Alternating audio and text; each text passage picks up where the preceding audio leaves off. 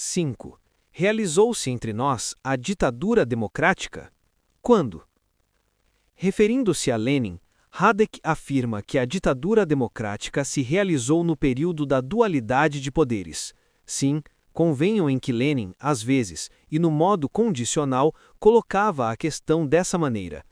Como às vezes, grita Radek com indignação, acusando-me de atentar contra uma das ideias fundamentais de Lenin. Mas Radek se zanga, porque não tem razão. Em minhas lições de outubro, que Radek critica com um atraso de quase 4 anos, interpretei do seguinte modo as palavras de Lenin sobre a realização da ditadura democrática. A coligação operário-camponesa democrática só podia manifestar-se como uma forma inacabada, embrionária, sem poder real, como tendência e não como fato. Obras, volume 3, parte 1. Referindo-se a esta interpretação, diz Radek que essa exposição do conteúdo de um dos capítulos teóricos mais notáveis da obra Lenin não vale nada. Vem depois um apelo patético às tradições bolcheviques e, em seguida, o acorde final. Essas questões são por demais importantes para que possam ser resolvidas pela simples citação do que Lenin dizia às vezes. Pretende Radek que eu não tenha prestado bastante atenção a um dos mais notáveis pensamentos de Lenin. Todavia, Radek desperdiça sua indignação e seu latim. Um pouco mais de bom senso lhe seria muito mais útil. Embora muito concentrada, minha exposição das lições de outubro se baseia em um estudo real de Lenin, e não em uma inspiração súbita e improvisada, com citações de segunda mão. Exprime o pensamento fundamental de Lenin, ao passo que a prolixidade de Radek, a despeito do número de citações, não deixa viva uma só parte desse pensamento. Por que empreguei a locução às vezes, restritiva e limitativa? Porque era assim na realidade. Foi só no período de abril a outubro de 1917, ou seja, antes da verdadeira realização da Revolução Democrática, que Lenin fez suas observações sobre a ditadura democrática realizada pela dualidade de poderes, sobre certa forma e até certo ponto. Radek não o notou, não o entendeu, não o apreciou. Em sua luta contra os atuais epílogos, Lenin só muito condicionalmente falou da realização da ditadura democrática, sem fazer do período de dualidade de poderes uma característica histórica. Sob essa forma, seria absurdo. Mas para opor um argumento aos que esperavam uma segunda edição melhorada da ditadura democrática independente. As palavras de Lenin tiveram um único sentido. Significavam que não há e não pode haver outra ditadura democrática, a não ser esse miserável aborto da dualidade de poderes, sendo necessário o rearmamento, isto é, a mudança de palavra de ordem. Afirmar, todavia, que a coligação dos socialistas revolucionários e dos mencheviques com a burguesia, que não deu a terra aos camponeses e quis aniquilar os bolcheviques, fosse a realização da palavra de ordem bolchevique, significa ou fazer passar o branco por preto, ou ter perdido definitivamente a cabeça. Contra os mencheviques, poderia-se empregar um argumento, até certo ponto, análogo ao que Lenin empregou contra Kamenev. Ainda espera que a burguesia cumpra sua missão progressista na revolução? Essa missão já foi cumprida. O papel político de Rodzianko, de Gutkov e de Miliukov representa o máximo que a burguesia liberal pode dar, assim como o regime de Kerensky é o máximo que a revolução democrática pode realizar como etapa independente. Características anatômicas indiscutíveis, vestígios, atestam que nossos antepassados possuíam cauda. Isso basta para provar a unidade genética do mundo animal. Mas falando francamente, apesar disso, o homem não tem cauda. Lenin mostrou a Kamenev os vestígios da ditadura democrática no regime de dualidade de poderes, mas o advertiu de que não se podia esperar que nascesse um órgão desses vestígios. E não tivemos ditadura democrática independente, embora tenhamos feito a Revolução Democrática de maneira mais absoluta, mais radical e mais profunda do que em qualquer outra parte.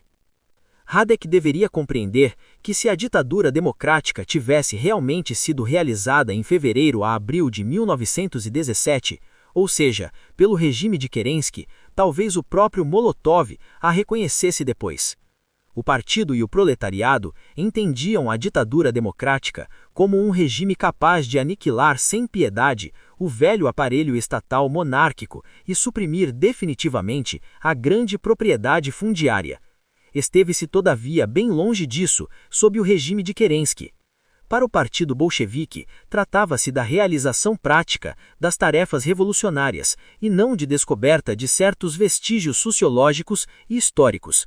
Foi isso que Lenin estabeleceu de forma magnífica para ensinar um pouco de teoria aos seus opositores. E foi tudo, pois não se propôs outra coisa. Radek, a sério, pretende provar que durante o período da dualidade de poderes, ou seja, da ausência de poder, não só existiu ditadura, como se realizou a Revolução Democrática. Apenas foi uma revolução democrática que nem o gênio de Lenin conseguiu descobrir. Isso significa que não se realizou. Uma revolução democrática é coisa que qualquer camponês letrado da Rússia ou da China reconheceria sem dificuldade. Com elementos morfológicos, tornar-se-ia mais difícil. Por exemplo, apesar da lição russiana dada a Kamenev, não se conseguiu fazer afinal que Radek compreendesse que a ditadura democrática, no sentido leninista, também se realizou na China, através do Kuomintang, de maneira mais completa e mais acabada do que entre nós, pela dualidade de poderes, e que só novos e nojentos incuráveis podem esperar ainda uma nova edição melhorada de democracia na China. Se a ditadura democrática só fosse, entre nós, uma realização do regime de Kerensky, que estava a serviço de Lloyd Jones e de Clemenceau, seria preciso reconhecer então que a história zombou cruelmente da palavra de ordem estratégica do bolchevismo. Felizmente, não foi assim. A palavra de ordem bolchevique se realizou de fato, não como alusão morfológica, mas como uma maior realidade histórica. Realizou-se, porém, depois de outubro, e não antes. A guerra camponesa, por usar uma expressão de Marx, sustentou a ditadura do proletariado. Graças a outubro, a colaboração das duas classes foi obtida em gigantescas proporções. Todo camponês iletrado sentiu e compreendeu então, mesmo sem os comentários leninistas, que a palavra de ordem bolchevique se encarnava na vida. E o próprio Lenin considerou essa revolução, a Revolução de Outubro, na sua primeira etapa, como a verdadeira revolução democrática e, portanto, como a verdadeira encarnação, embora modificada, da palavra de ordem estratégica do bolchevismo. É preciso julgar Lenin em sua totalidade e, sobretudo, Lenin depois de outubro, quando examinou e avaliou os eventos de um nível muito mais alto. Enfim, é preciso julgá-lo do ponto de vista leninista e não segundo o método dos epíglogos. Em seu livro Contra Kautsky, Lenin analisou, depois de outubro, a questão do caráter de classe da revolução e do seu transcrescimento. Eis uma das passagens que Radek faria bem em aprofundar. Sim, nossa revolução, de outubro, é burguesa, enquanto marchamos com todo o campesinato. Já o sabíamos muito bem desde 1905, repetindo centenas e milhares de vezes que não se pode saltar por cima dessa etapa necessária da evolução histórica, nem suprimi-la com decretos. E mais adiante, tudo se passou exatamente como prevíramos. O curso da Revolução confirmou a justiça de nosso raciocínio. Fez-se, primeiro, com todo o campesinato, contra a monarquia, contra os grandes proprietários fundiários, contra a Idade Média, e foi assim, burguesa, democrático-burguesa. Marchou em seguida com o camponês pobre, com o semi-proletário, com todos os explorados, contra o capitalismo, inclusive os camponeses ricos e os especuladores, e por isso tornou-se socialista. Obras completas, volume 15, página 508. Assim falou Lenin, dizendo coisas para sempre e não para uma vez, dando uma característica completa, geral e definitiva do curso da Revolução, a de outubro inclusive. Tudo se passou exatamente como prevíramos.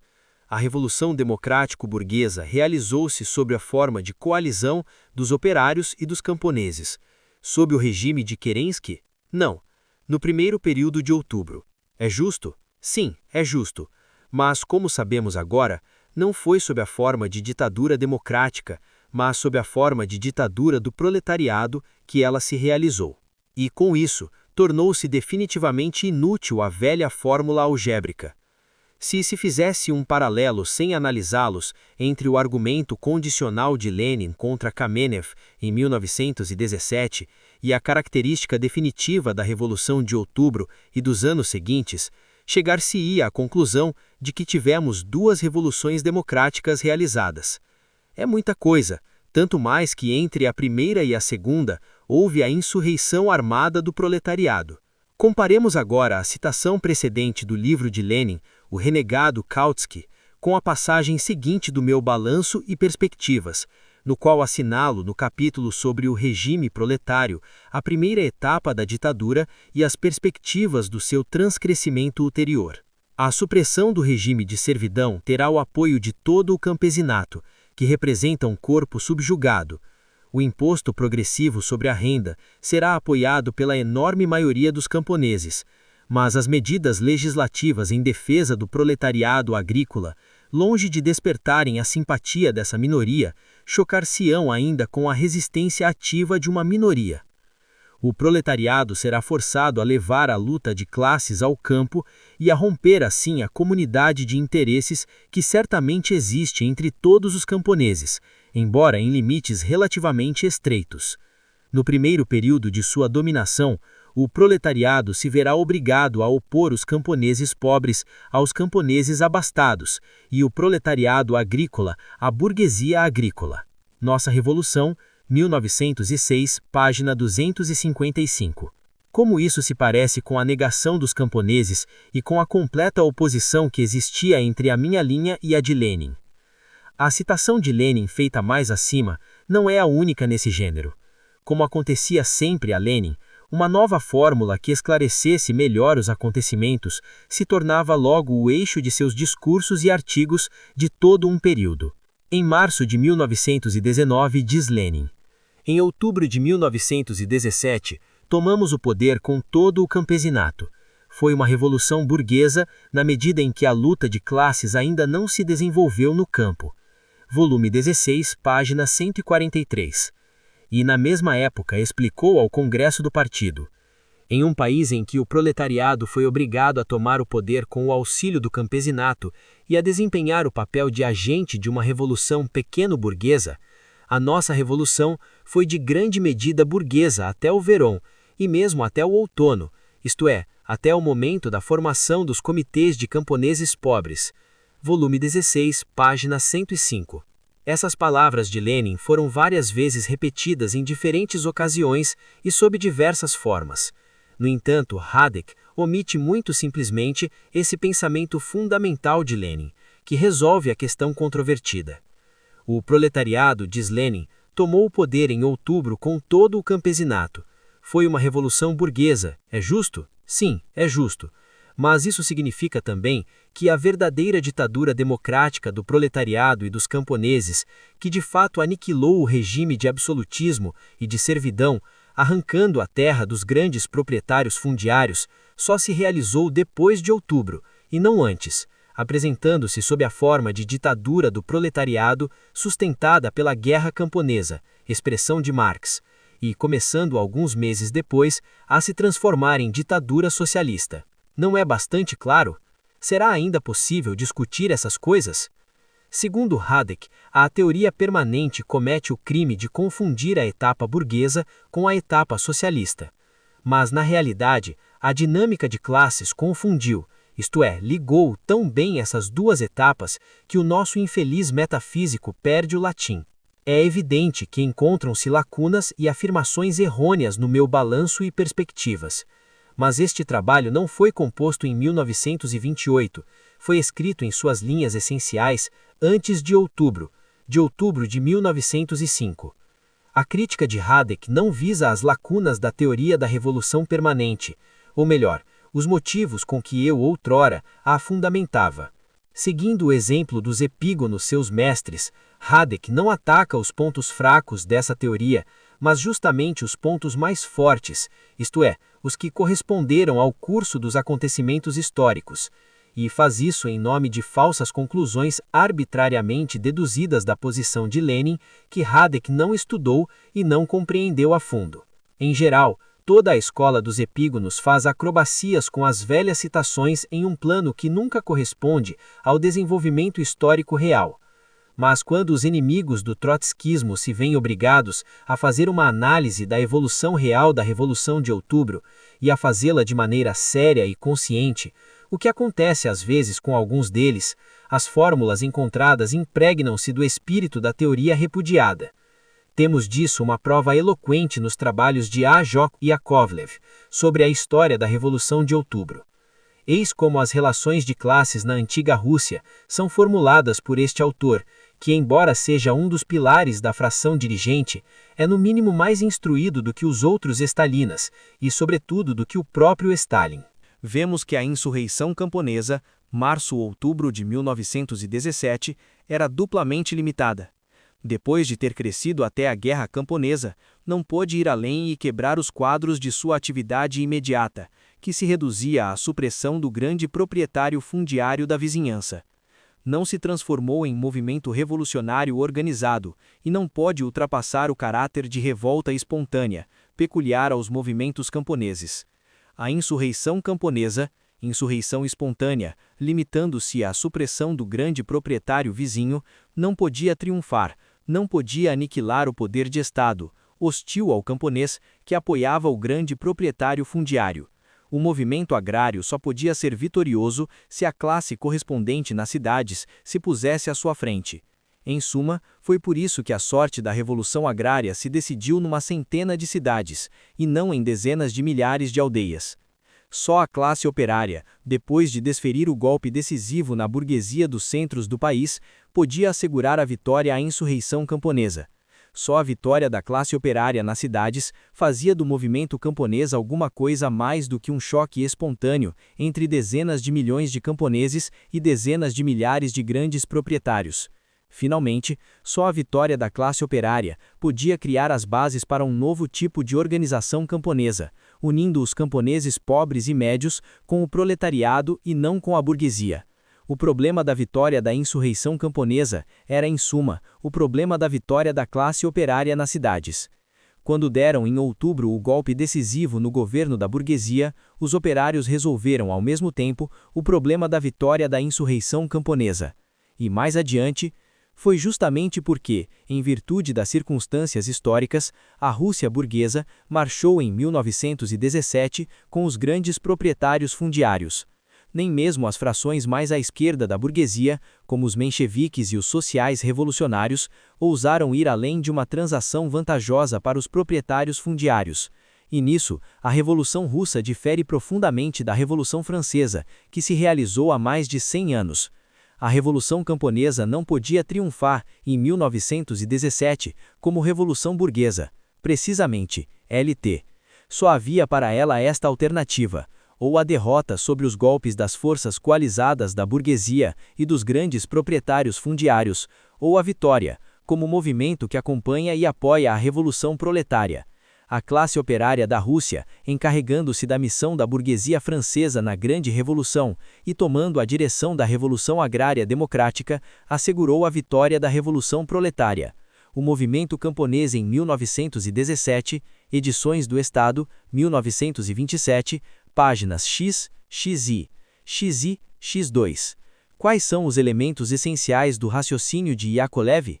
A incapacidade do campesinato de desempenhar um papel político independente, a necessidade do papel diretivo da classe que lhe corresponde nas cidades, a impossibilidade da burguesia russa pôr-se à frente da revolução agrária, a necessidade que daí decorre do papel diretivo do proletariado, a tomada do poder pelo proletariado como chefe da revolução agrária, e, finalmente, a ditadura do proletariado apoiando-se na guerra camponesa e abrindo a era da revolução socialista. Está assim definitivamente aniquilada a maneira metafísica de colocar a questão do caráter burguês ou socialista da revolução. A essência da questão consistia em que o problema agrário, que constituía a base da revolução burguesa, não podia ser resolvido sob a dominação da burguesia. A ditadura do proletariado apareceu como condição preliminar da revolução agrária democrática, e não depois dessa revolução.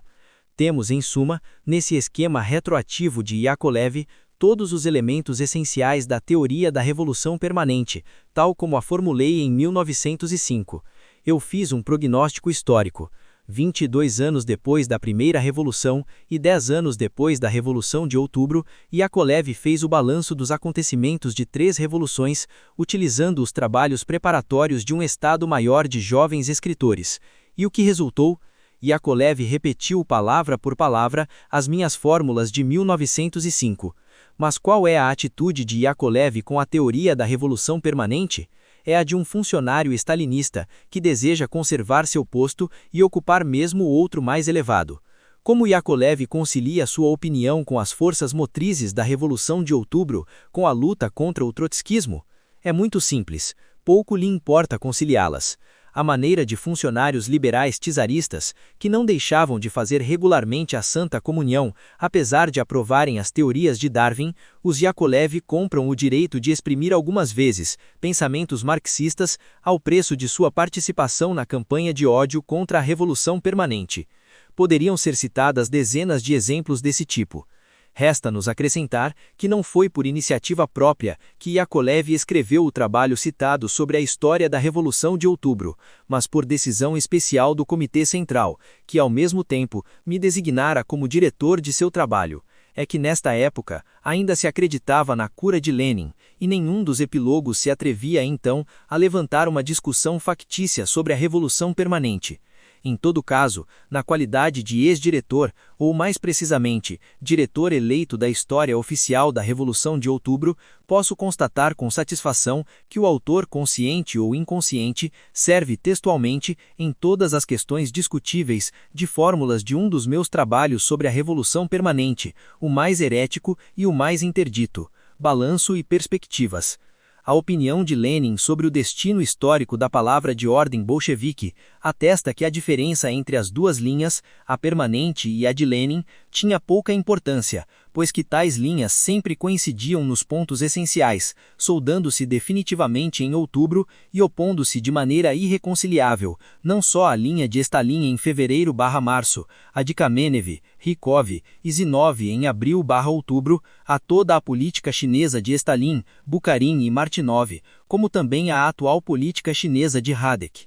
Se Radek, que mudou tão radicalmente suas opiniões entre 2025 e o segundo semestre de 2028, me acusa de não entender a complexidade do marxismo e do leninismo, eu respondo: considero que a linha fundamental dos meus pensamentos, traçada há 23 anos em Balanço e Perspectivas, foi inteiramente confirmada pelos acontecimentos e coincidiu, por conseguinte, com a linha estratégica do bolchevismo. Não vejo em particular nenhuma razão para renunciar ao que disse sobre a Revolução Permanente em 1922, no prefácio do meu livro, 1905, que todo o partido, em vida de Lenin, leu e estudou em numerosas edições, só tendo perturbado Kamenev pela primeira vez no outono de 1924 e Radek no outono de 1928. Eis o que se lê no referido prefácio. Foi precisamente durante o período compreendido entre o 9 de janeiro e a greve geral de outubro de 1905 que se formaram as ideias do autor sobre a natureza do desenvolvimento revolucionário da Rússia e denominadas, em seguida, Teoria da Revolução Permanente. Esse nome complicado exprimia o pensamento de que a Revolução Russa, em face das tarefas burguesas imediatas, não poderia deter-se nelas. A revolução só alcançaria seus objetivos burgueses imediatos se levasse o proletariado ao poder. Apesar de uma interrupção de 12 anos, essa previsão foi inteiramente confirmada. A Revolução Russa não pôde terminar num regime democrático burguês, mas teve que transmitir o poder à classe operária. Se esta ainda era, em 1905, muito fraca para conquistá-lo, pôde fortificar-se e desenvolver-se, não sob uma república democrático-burguesa, mas na clandestinidade do tsarismo, na época da Lei de 3 de junho, 5. Len Trotsky, 1905, prefácio, páginas 4-5. Citarei ainda uma das fórmulas polêmicas mais violentas por mim lançadas a propósito da palavra de ordem de ditadura democrática. Em 1909, escrevi no jornal polaco de Rosa Luxemburgo: Se os mencheviques, partindo da abstração de que nossa revolução é burguesa, chegam à ideia da adaptação de toda a tática do proletariado à conduta da burguesia liberal até que esta conquistar o poder de Estado, os bolcheviques, também partindo da pura abstração de uma ditadura democrática não socialista, chegam à ideia de uma autolimitação democrático-burguesa do proletariado com o poder nas mãos. É verdade que a diferença entre ambos é muito grande. Ao passo que os aspectos antirrevolucionários do menchevismo já se manifestam agora com toda a sua força, os traços antirrevolucionários do bolchevismo só constituem perigo em caso de vitória revolucionária. Em janeiro de 1922, acrescentei a nota seguinte a esse trecho, reproduzido na edição russa do meu livro 1905. Felizmente, tal não se deu. Sob a direção do camarada Lenin, o bolchevismo transformou, embora com relutâncias internas, sua ideologia sobre essa questão primordial, na primavera de 1917, isto é, antes da conquista do poder. Em 1924, os críticos abriram violento fogo contra essas duas citações. Com o atraso de 4 anos, Radek participa dessa ofensiva. No entanto, refletindo bem, não se pode deixar de reconhecer que essas linhas encerram uma previsão e uma advertência importantes. Ninguém poderá negar o fato de que no momento da Revolução de Fevereiro, toda a velha guarda bolchevique opôs de maneira absoluta a ditadura democrática à ditadura socialista. Os discípulos íntimos de Lenin transformaram sua fórmula algébrica numa construção puramente metafísica, da qual se serviram para entravar o desenvolvimento natural da revolução. Na ocasião da reviravolta histórica decisiva, o grupo dirigente bolchevique, que se encontrava na Rússia, ocupou posições reacionárias. Se Lenin não tivesse chegado a tempo, esse grupo seria capaz de estrangular a Revolução de Outubro, em nome da luta contra o trotskismo, como estrangulou mais tarde a Revolução Chinesa. Com muita circunspeção, Radek apresenta esse erro como uma espécie de acidente. É muito pouco provável que isso possa servir de explicação marxista à posição vulgarmente democrática de Kamenev, Zinoviev, Stalin, Molotov, Rykov, Kalinin, Nogin, Milutin, Kretinsky, Frunze, Yaroslavsky, Ordzhonikidze, Preobrazhensky, Smilga e dezenas de outros velhos bolcheviques. Não seria mais justo reconhecer que o caráter algébrico da antiga fórmula bolchevique oferecia certos perigos? Como sempre, o curso da evolução política preencheu as lacunas da fórmula revolucionária com um conteúdo hostil à revolução proletária. Não precisa dizer naturalmente que Lenin, se tivesse podido viver na Rússia e acompanhar diariamente a evolução do partido, sobretudo durante a guerra, teria feito a tempo as correções e explicações necessárias. Para a felicidade da revolução, Lenin chegou embora com atraso, em todo caso a tempo para efetuar o indispensável rearmamento ideológico. O instinto de classe do proletariado e o entusiasmo revolucionário da base do partido, fortificada por todo o trabalho anterior do bolchevismo, permitiram que Lenin, na sua luta contra o grupo dirigente, mudasse a direção política do partido num prazo relativamente curto. Mas acaso poderá isso significar que devemos aplicar hoje à China, à Índia e aos demais países a fórmula de Lenin em 1905, com seu caráter algébrico e até incompleto, e permitir que os Stalin e Rykov chineses e indianos, Tan Pin-san, Roy e outros deem a essa fórmula um sentido pequeno-burguês e nacional-democrático, à espera de uma chegada providencial de Lenin para fazer as correções de 4 de abril? Pode-se confiar em semelhante correção na China e na Índia? Não seria mais prudente dar logo a essa fórmula o caráter concreto, cuja necessidade foi demonstrada pela experiência histórica tanto da Rússia quanto da China? Interpretar-se-á o que disse, no sentido de que a palavra de ordem de ditadura democrática do proletariado e dos camponeses foi muito simplesmente um erro? Como se sabe, na hora atual, todas as coisas pensadas e agidas se dividem em 2 grandes grupos, as que são indubitavelmente justas e as que estão na linha geral do partido, e as que são indubitavelmente erradas, que se afastam dessa linha geral. No entanto, antes de aparecer a linha geral, a evolução real das ideias conhecia também o método da aproximação progressiva da verdade. Até na simples divisão aritmética, empregam-se cifras mais ou menos aproximadas, que se abandonam depois à medida em que vai se fazendo a verificação. No tiro de artilharia, esse método de aproximações sucessivas tem um nome especial, de garfo. O método de aproximação é inevitável em política. Tudo está em reconhecer que o tiro não atingiu o alvo para se fazer a correção indispensável sem perda de tempo. A enorme importância histórica da fórmula de Lenin consiste em esgotar completamente, em uma nova época histórica, a questão do grau de independência política que podem chegar os diferentes grupos da pequena burguesia e, antes de tudo, o camponês. Graças à sua amplitude, a experiência bolchevique de 1905-1917 fechou definitivamente a porta à ditadura democrática do proletariado e dos camponeses. Sobre essa porta, o próprio Lenin colocou a inscrição, condenada. Expressou essa ideia em algumas palavras: o camponês só pode seguir o burguês ou o operário. Os epigonos ignoram completamente a conclusão a que chegou a velha fórmula do bolchevismo e, apesar dessa conclusão, canonizam uma hipótese temporária e a incorporam em seu programa. É nisso que reside, em suma, o pensamento dos epigonos.